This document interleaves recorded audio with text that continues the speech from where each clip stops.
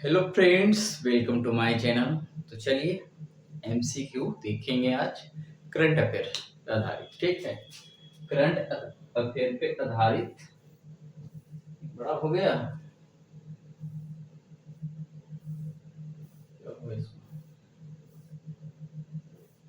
ठीक है, तो आइए देखते हैं करंट अफेयर पे आधारित एमसीक्यू। थोड़ा सा ध्यान रखना है कि यूपीएससी का जो क्वेश्चन में आप प्रैक्टिस मात्र आप कर सकते हैं। ठीक है, जो भी करंट में टॉपिक है उसको आप पढ़िए। और क्या है, यूपीएससी का जो क्वेश्चन होता है, आप जितना भी करंट अफेयर पढ़ ले या फिर जो भी टॉपिक पढ़े उसका आउटपुट देने के लिए तैयार रहिए, क्योंकि कॉपी पेस्ट क्वेश्चन क्या है या फिर रिपीट क्वेश्चन कभी यूपीएससी नहीं पूछता है। ठीक है, क्वेश्चन को कुछ ना कुछ मॉडिफिकेशन के साथ पूछता है। तो आइए देखते हैं।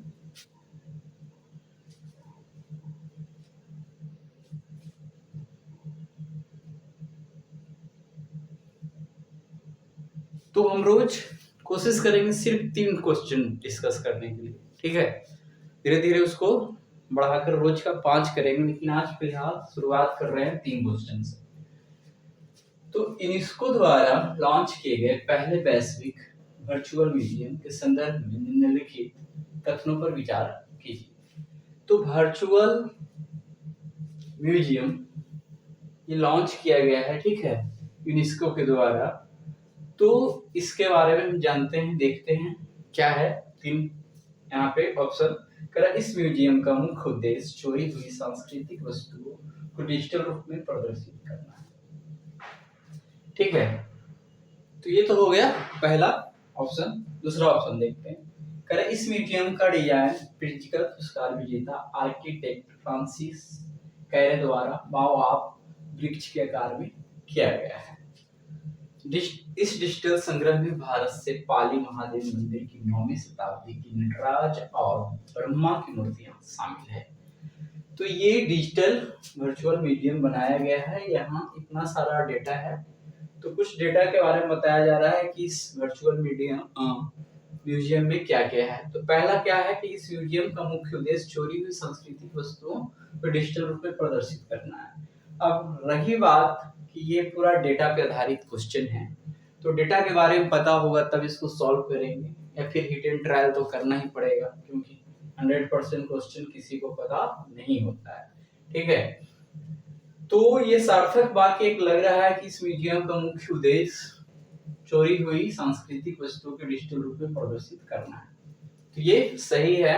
ठीक है, इस म्यूजियम का डिजाइन प्रिज्कर पुरस्कार विजेता आर्किटेक्ट फ्रांसिस केरे द्वारा बाओआब वृक्ष के आकार में किया गया है। अब होता है क्या है, हम जब ऑप्शन पढ़ते हैं तो बाकी चीज मान लेते हैं कि चलिए ठीक है, हो सकता है। यहाँ पे एक टर्म ये भी है, ये दोनों पे कंफ्यूजन होगा कि प्रित्जकर पुरस्कार विजेता फ्रांसिस केरे हैं। ठीक है, अब इसमें तो ये नाम पे कंफ्यूजन हो सकता है और होता भी है, लेकिन आंसर यही है कि ये भी सही है। आगे है, इस डिजिटल संग्रह में भारत से पाली महादेव मंदिर की 9वीं शताब्दी की नटराज और ब्रह्मा की मूर्तियां शामिल किया गया है। अब है क्या, यहाँ पे 3 टर्म है।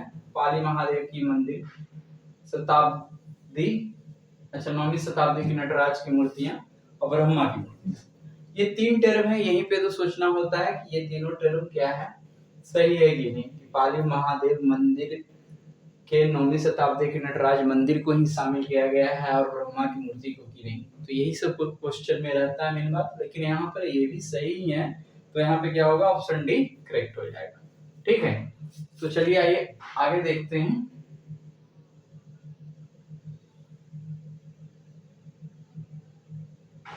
दूसरा क्वेश्चन देखते हैं, इसका डिस्क्रिप्शन देखने की जरूरत नहीं है।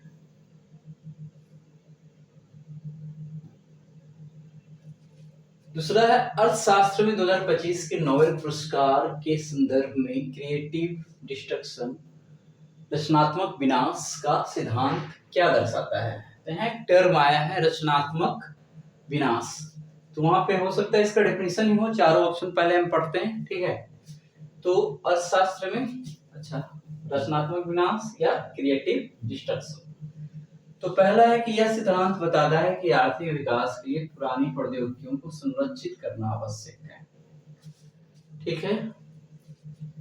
अगला है कि यह एक आर्थिक प्रक्रिया है जिसमें नई और बेहतर तकनीकें या उत्पाद बाजार में पुरानी कंपनियों और प्रौद्योगिकियों को प्रतिस्थापित कर देते हैं, जिससे आर्थिक विकास को गति मिलता है। आगे है कि यह केवल उन आर्थिक संकटों को संदर्भित करता है जो नवाचार के कारण उत्पन्न होते हैं।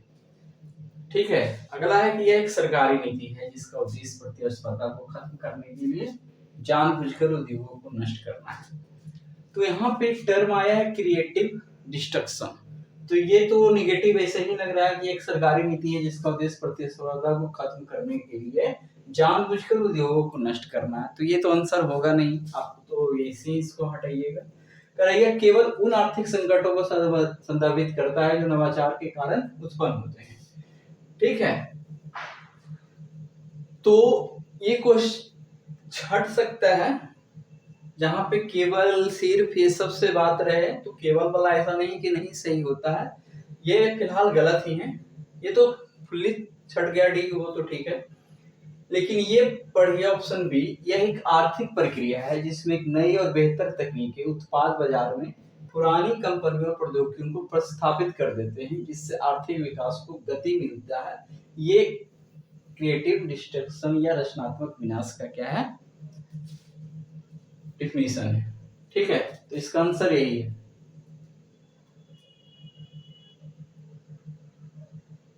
चलिए आगे देखते हैं। डॉक्टर सोनाली घोष को मिले कैंटन आर मिलर अवार्ड के संदर्भ में निम्नलिखित कथनों पर विचार की। तो यहाँ पे मेन क्या है, कैंटन आर मिलर अवार्ड, ये फोकस में होना चाहिए। व्यक्ति कोई भी है, किसी को भी मिल सकता है। ठीक है। करैया पुरस्कार उन्हें काजीरंगा राष्ट्रीय उद्यान में उनके सामुदायिक आधारित संरक्षण मॉडल के लिए प्रदान किया गया है। पहला ये। करैया पुरस्कार अंतरराष्ट्रीय प्रकृति संरक्षण संघ की तकनीकी शाखा world commission on protected areas द्वारा प्रदान किया जाता है। तो ये एक टर्म आया कि क्या, यानी कि पर्यावरण के संरक्षण से रिलेटेड ये पुरस्कार है। सबसे पहले ये ध्यान रखना है कि है कि नहीं। तो ये तो आपको टॉपिक करंट में आते रहेगा, तो ये पता होना चाहिए। तो कैंटन आर मिलर पुरस्कार जो है, यानी कि पर्यावरण से रिलेटेड संरक्षण में मिलता है। फिर है यहाँ पे डॉक्टर सोनाली घोष, ये प्रतिष्ठित पुरस्कार पाने वाली भारत की पहली व्यक्ति और पहली महिला है। तो ये बात भी सही है। यहाँ पे तीनों कथन क्या है, सही है।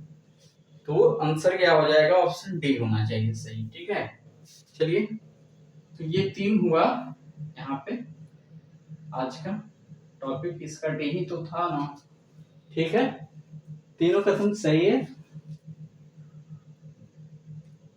तीनों कथन सही है, तो फिर इसको पढ़ने की जरूरत ही नहीं, जो बात उसमें सब सही है। ठीक है।